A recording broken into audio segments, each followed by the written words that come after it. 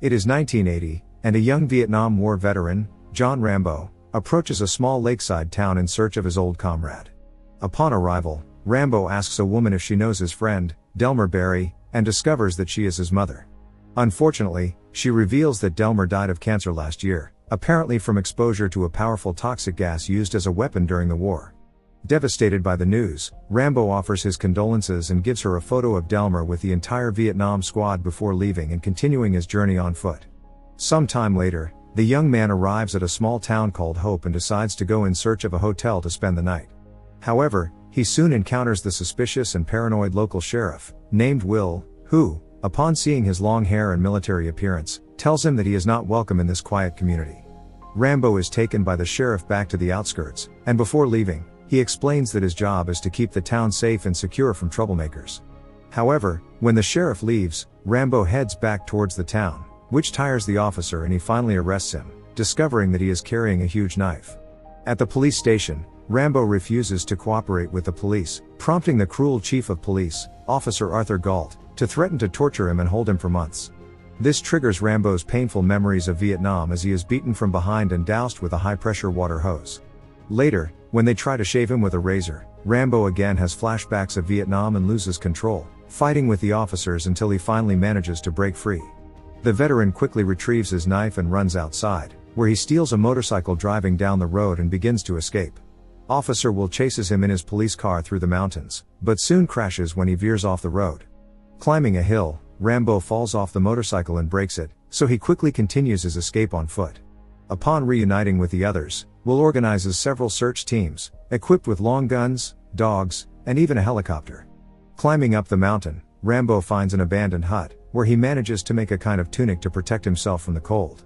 The veteran continues his escape and soon comes across a cliff, which he slowly descends.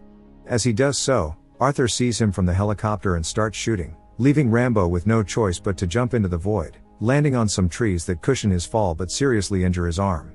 As Arthur continues to shoot, Rambo takes cover behind the tree, and as soon as he has the chance, he throws a rock at the helicopter's windshield, shattering the glass and causing the pilot to lose control of the aircraft, sending Arthur plummeting to his death as he falls onto some sharp rocks. After checking that he is dead and stealing his rifle, Rambo begins to treat the wound on his arm, and then tries to stop all this madness, shouting that what happened to Arthur was an accident and that he does not want to hurt anyone. However, the officers ignore him and start shooting at him, forcing Rambo to take refuge in the forest. Shortly thereafter, Will and his group receive a radio message from one of their comrades at the base, informing them that the man they are pursuing is John Rambo, an experienced Vietnam War veteran and Green Beret, decorated with the Medal of Honor, the highest award given by the U.S. military. This revelation strikes terror into most of the officers, but Will forces them to continue, determined to take revenge. In the next scene, Will leads his team through the woods in search of Rambo, but they underestimate the veteran's experience. He is camouflaged and attacks the group with the rifle he stole from Arthur and various traps he learned in Vietnam.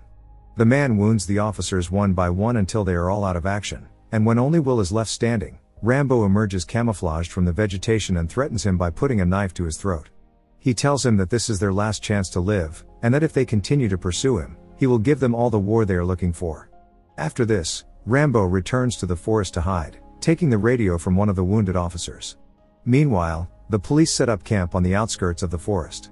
Several security forces join the search, including the National Guard, and are determined to capture Rambo. Soon after, U.S. Special Forces Colonel Sam Troutman arrives at the camp and introduces himself as Rambo's instructor. Troutman comments that Rambo was trained to survive the most adverse conditions and is capable of taking out numerous groups of soldiers on his own. The colonel is surprised that Will's men are still alive and suggests not underestimating Rambo and letting him escape so that he calms down and can be captured later with the help of the army. However, for Will, it is now a matter of honor, and now that he has a lot of units at his disposal, he will do whatever it takes to stop him. Troutman leaves, but not before warning him to get enough body bags before going after him. Meanwhile, in the forest, Rambo uses a spear to hunt a wild boar and takes refuge in an old abandoned mine, where he lights a fire to cook his food. At that moment, the officers contact the veteran by radio, giving him a chance to surrender, but he ignores them. It is then that Troutman speaks to him, and after reminding him of his comrades and the moments they shared during training, Rambo responds. Troutman proposes that he surrender, saying that he will be treated as he deserves, but Rambo remembers the mistreatment at the police station and the persecution, and refuses to surrender, saying that they started this.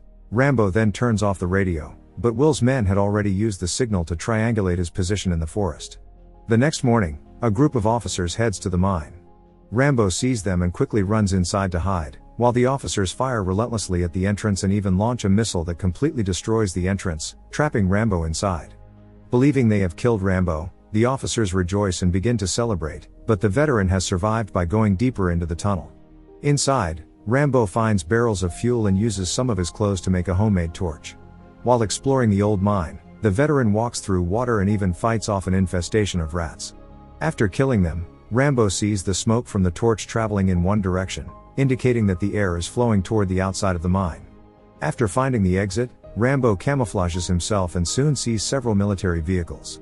Jumping into a truck, he threatens the driver, who tells him that the truck is full of M60 heavy machine guns. Rambo throws the driver out of the vehicle, and he quickly alerts the police to the incident. Sheriff Will is furious to discover that Rambo is still alive and orders him to be killed immediately.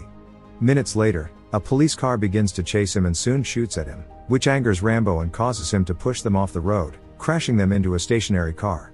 Upon reaching a bridge, Rambo encounters a group of police officers blocking the way on the other side, but instead of braking, he accelerates and drives through the cars, returning to the town of Hope and crashing into the gas station pumps, which then catch fire, causing a huge explosion.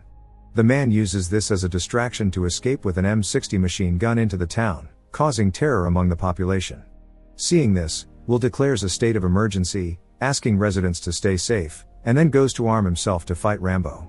At the same time, Colonel Troutman arrives at the police station and warns the sheriff that they have no way of winning, but Will is determined and climbs onto the roof of the building, hoping to finish off Rambo once and for all. At that moment, Rambo, using all his knowledge of guerrilla warfare, destroys the main electrical transformers, leaving the entire city without power.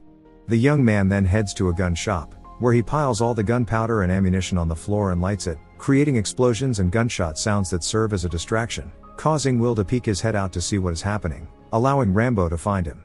Seeing this, Rambo starts shooting at the police station, distracting Will, who is now covering a window in the roof that looks inside.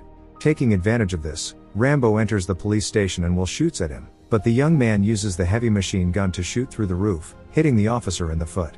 Will falls wounded through the window, landing in front of Rambo, and when the boy is about to end his life, Colonel Troutman appears and stops him. The colonel warns him that if he kills the poor sheriff, he will have no hope of getting out of there alive, as there are hundreds of officers outside, and the best alternative he has is to surrender.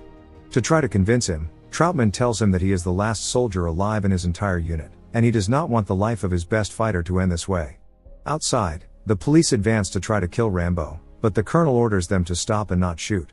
It is then that Rambo breaks down and unburdens himself, revealing to the colonel all the horrors of war. Rambo served his country, risking his life in watching his own comrades and friends die, only to be excluded and treated like trash in his own country. He says that in Vietnam he handled the most expensive and sophisticated weapons and obeyed orders without hesitation for the good of his country, but upon his return, society and the state took it upon themselves to exclude him, and now no one trusts him, not even to work in a simple parking lot. The veteran feels less loved in his own country than on the battlefield itself, and he cries in anguish as he recalls the tragic death of one of his friends at the hands of a young Vietnamese man. Hearing this, Colonel Troutman comforts him and hugs him, making him feel safe for the first time in years, and after a while, Rambo decides to surrender. The man walks out of the police station, escorted by federal police, while Will is treated by paramedics and taken to the hospital in an ambulance.